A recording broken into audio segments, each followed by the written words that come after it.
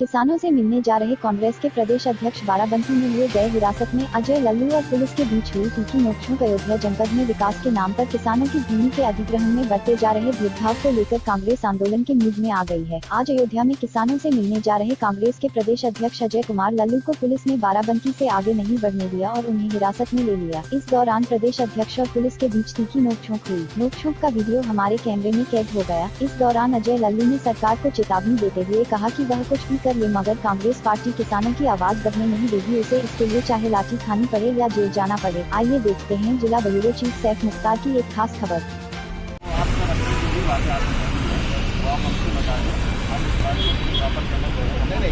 वो तो मिल चुके हैं और वो एक गाँव वहाँ के हमारे पार्टी के ब्लॉक पर सभी लोग जाकर मिल चुके हैं डीएम साहब से। उन्होंने अपनी बात कर रख दी है कि भाई हमारा जमीन जो है एक तरफ आप 70 लाख रुपए बीघा दे रहे हैं और दूसरी तरफ आप 10 लाख बीघा दे रहे हैं, तो समानांतर दीजिए। दूसरी तरफ जो ये तो एयरपोर्ट की जमीन का मामला हो गया। दूसरी तरफ रायबरेली में जो हाईवे बनना है उस हाईवे की स्थिति ये है कि हाईवे पर जो अधिग्रहण किया गया मात्र 10 लाख रुपये बीघा दिया जा रहा है।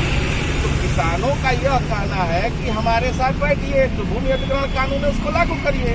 तब इसी उद्देश्य से कि उनके गांव में जा रहे हैं उनसे बात करेंगे, तो बात करेंगे तो कोई दिक्कत नहीं है, इसके लिए तो कोई धोखा नहीं गया। उत्तर प्रदेश की सरकार लगातार दमन की राजनीति पर विश्वास करती है।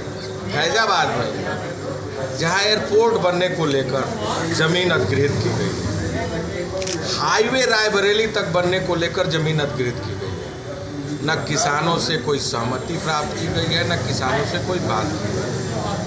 किसान फिर भी सहमत है, परंतु जो मुआवजे का निर्धारण है उसमें भेद है।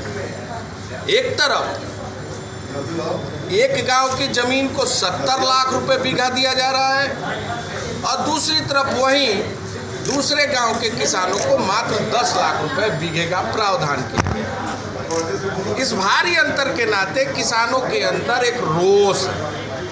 वहीं हाईवे पर जमीन ली गई है और हाईवे की जमीन अधिग्रहण के बाद मात्र 10 लाख रुपए मुआवजा, जो कौड़ी के भाव उनकी जमीन को सरकार ने अधिग्रहित किया है। किसान विरोध पर अड़े हुए हैं, किसान संघर्ष के लिए तैयार हैं। आज मैं और हमारे किसान मोर्चा के अध्यक्ष और हमारे पार्टी के नेता वहां उन किसानों से मिलने जा रहे थे। उस पूरे जमीन अधिग्रहण की प्रक्रिया को देखना चाहते थे, उनसे उनके पूरे दर्द को जानना चाहते थे, लेकिन ये दमनकारी सरकार वहां जाने में अड़ंगा डाल रही है, रोक रही है, उनसे मिलने नहीं देना चाहती, उनसे संवाद स्थापित नहीं करने देना चाहती, उनकी समस्याओं को उत्तर प्रदेश के जनता के सामने आने देना नहीं चाहती। हम पूरी तरह अडिग हैं कि कांग्रेस पार्टी वहां जाएगी, उनसे मुलाकात करेगी, उनसे वार्ता करेगी और उनके मुआवजे की लड़ाई कांग्रेस पार्टी लड़ेगी। सड़क पर भी लड़ेगी, सदन में भी लड़ेगी। परिणाम जो भी हो हम झेलेंगे। हम राहुल गांधी के सिपाही हैं, लड़ेंगे और जीतेंगे भी, ये हमें भरोसा। क्या कह के रोका गया आपको? ये कह के रोका गया कि धारा 144 लागू है, वहां आपको किसी से मिलने नहीं दिया जाएगा। हम पूछना चाहते हैं, हम गांधी जी को मानने वाले लोग हैं, बाबा साहब के संविधान पर भरोसा करने वाले लोग हैं। अगर हम वहाँ शांतिपूर्वक इस लोकतंत्र को मानते हुए वहाँ जाकर किसानों से वार्ता करना चाहते थे, सरकार को डर किस बात का था? वह क्यों रोक रहे हैं? क्या लोकतंत्र नहीं है? क्या इस देश में लगातार लोगों के हक, हकूक और अधिकार की लड़ाई लड़ने के लिए लोगों को रोका जाएगा? क्या इस देश के लोकतंत्र का दमन किया जाएगा? क्या यह सरकार संविधान को नहीं मानती? क्या हिटलर शाही चलेगी?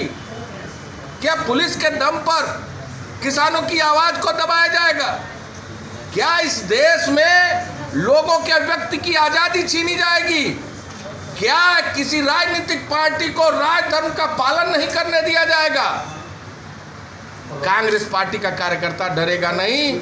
जुल्मी जब तक जुल्म करेगा सत्ता के गलियारों से जर्रा जर्रा गूंज रहा है इनकलाब के नारों से। कहाँ जा रहे थे देखिए आप? फैजाबाद जा रहे थे। फैजाबाद मिलकर किसानों से भूमि अधिग्रहण के जमीन के मुआवजे के संदर्भ में, जहाँ एयरपोर्ट का जमीन